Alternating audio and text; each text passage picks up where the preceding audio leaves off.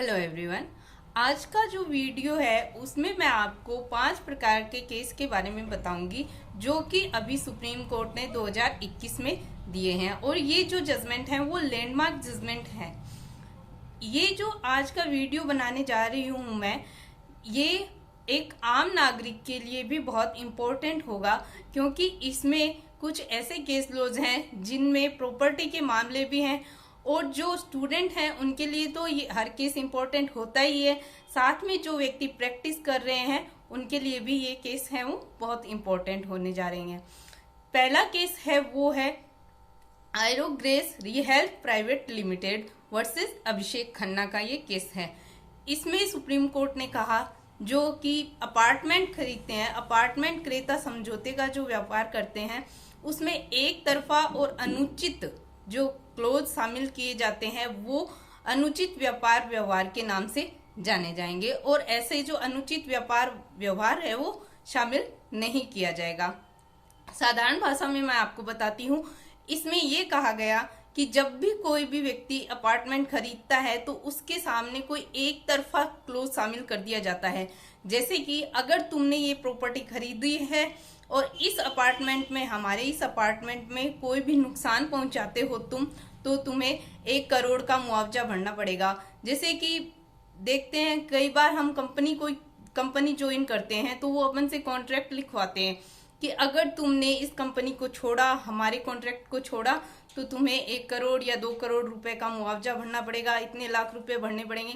तो ऐसा कोई भी क्लोज है वो अनुचित व्यापार व्यवहार के नाम से माना जाएगा और ऐसा कोई भी क्लोज है वो किसी भी कॉन्ट्रैक्ट में शामिल नहीं किया जाएगा। तो इस केस को आप याद रख सकते हैं अभिषेक खन्ना, ए फॉर अभिषेक खन्ना और ए फॉर अपार्टमेंट के नाम से आप इस केस को याद रख सकते हैं। ये है सुप्रीम कोर्ट का पहला अपना लैंडमार्क जजमेंट। बात करते हैं दूसरे लैंडमार्क जजमेंट की। इसमें यह कहा गया कि सहमति से बना मामला नाबालिग के अपहरण में आरोप के खिलाफ बचाव नहीं होगा। ये केस है Anwar Singh Kiran Singh Fateh Singh versus state of Gujarat का। इसमें हुआ ये कि एक लड़का और लड़की आप प्रेमी थे और उन्होंने मतलब वो भाग गए घर से। तो फिर जो प्रेमी था उसने ये बचाव लिया कि जो लड़की है वो सहमत थी और उसकी सहमति से मैं ही इसको ले गया हूं, तो ये कोई किडनैपिंग नहीं हुई है। तो फिर सुप्रीम कोर्ट ने कहा कि अगर कोई लड़की है या कोई लड़का है, वो नाबालिग है, अगर वो सहमति भी दे दे, यानी वो बालिग नहीं हुआ है तो भी वो सहमति दे दे, तो भी आप अगर उसको लेके चले जाते हैं, अपने साथ ले जाते हैं उसके माता पिता से दूर, तो फिर वो किडनैपिंग ही कहलाएगी। ये नहीं आप बचाव ले सकते कि उसने अपनी सहमति दी थी इसलिए मैं इसको अपने साथ में ले गया था। ये था अपना सेकंड लैंडमार्क जजमेंट। बात करते हैं तीसरे लैंडमार्क जजमेंट की। तीसरा जो लैंडमार्क जजमेंट है वो जो व्यक्ति सरकारी नौकरी कर रहे हैं या कोई भी प्राइवेट कंपनी में काम कर रहे हैं उनके लिए ये इंपॉर्टेंट जजमेंट है। तो ध्यान से सुनिएगा। पदोन्नति के लिए योग्यता के रूप में उच्च शैक्षणिक योग्यता के निर्देश असंवैधानिक नहीं है। ये केस है Ashok Kumar versus state of Jammu Kashmir का। इसमें हुआ यूं कि किसी के जो प्रमोशन किया गया तो उसमें उसके जो हायर एजुकेशन की क्वालिफिकेशन मांगी गई, तो उसने बोला कि जो प्रमोशन होता है उसमें हायर एजुकेशन की क्वालिफिकेशन की कोई जरूरत नहीं है, ये असंवैधानिक है। तो सुप्रीम कोर्ट ने कहा कि जो प्रमोशन दिया जाता है उसमें अगर कोई आपका जो क्षेत्र है वो आपकी हायर एजुकेशन क्वालिफिकेशन मांग करता है तो वो असंवैधानिक नहीं है। ये उनका विचार है, वो अपने क्षेत्र में अगर हायर एजुकेशन क्वालिफिकेशन का सर्टिफिकेट आपसे मांगते हैं तो वो आपको देना पड़ेगा, ये असंवैधानिक नहीं है। बात करते हैं अपने फोर्थ जजमेंट की। फोर्थ जजमेंट है कि कोई भी व्यक्ति क्या है, कोर्ट का आदेश की जानबूझकर अवज्ञा करता है और जानबूझकर अवज्ञा करना अवमानना के बराबर है।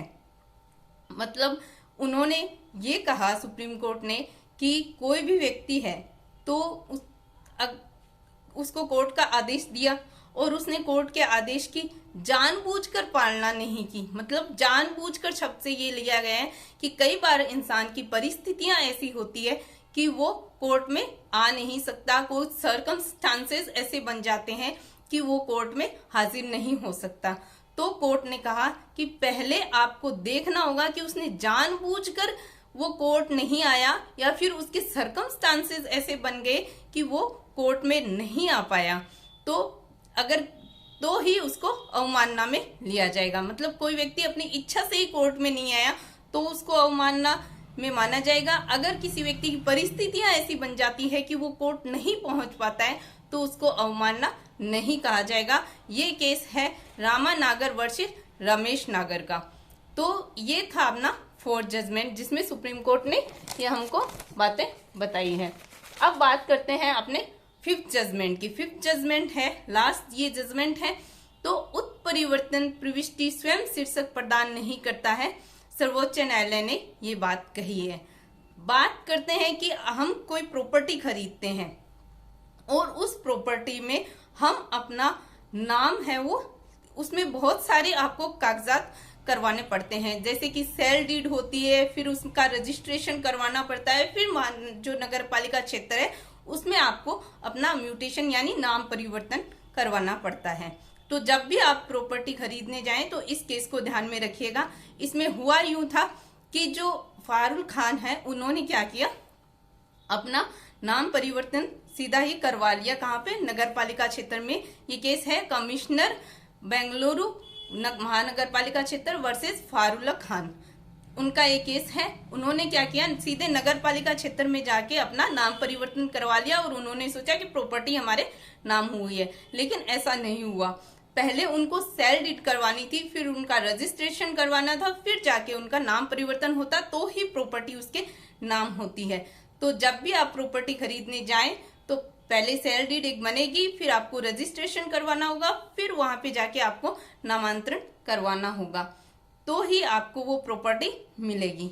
तो ये थे अपने 5 लैंडमार्क जजमेंट। आपको कैसे लगे आप कमेंट बॉक्स में जरूर बताइएगा, मैं आपके कमेंट का इंतजार करूंगी और आगे मैं आपके लिए नए नए वीडियोस, नए नए केस लॉज के साथ लाती रहूंगी। Thank you.